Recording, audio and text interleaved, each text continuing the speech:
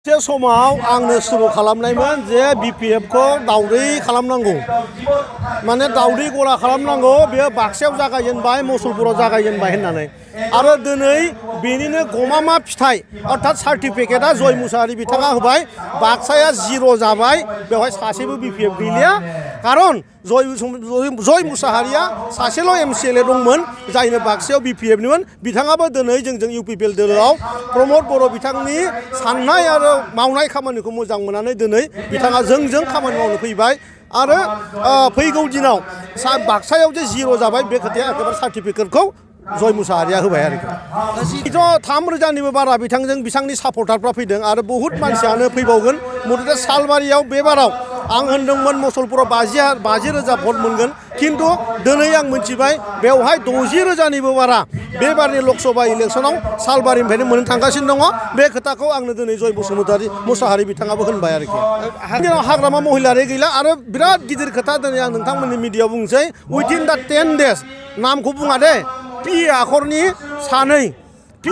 सानै एमसिएलए सानै गेजेराव सासेया 7 दिननि गेजेराव जयनिं जानो थांगासिनो दङ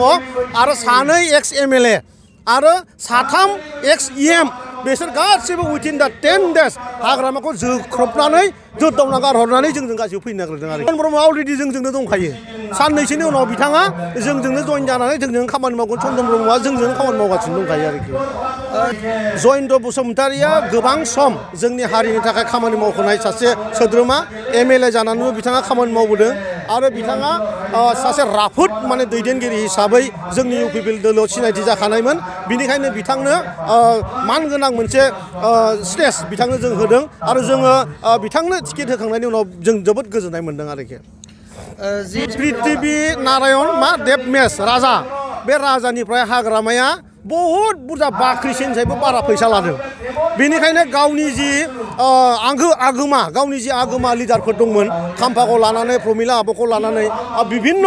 नाम लाजोबला जोङो दा बै माखासे मानसिखौ थगायनानै बिथाङा पृथ्वीराज नारायण देबनिफ्राय बाख्रिसे समान फैसा लादों आरो पृथ्वीराज नारायण देबानो बिथांमोननि केन्डिडेट खोथा राजु नार्जारिया दिल्ली बिराद गोरा सासे दैदेनगिरि आरो बिथांनि आखायावनो इउपिपिएलआ दङ साधारन मोनसे टिकेटनि थाखाय बिथाङा रिजाइन होआ खारन राजु नार्जारिया टिकेट रानग्रा मानसिसो गाव बिग्रा मानसि नङा बानसावनाय 100% खारन सेक्रेटारि सासेया टिकेट होग्रासो जायो टिकेट बिग्रा जाया बे खोथाखौ रायजोआ मिथिगौ वार्कारफ्राबो मिथिगौ बिथाङा टिकेटसो होयो बिथाङा लाग्रा नङा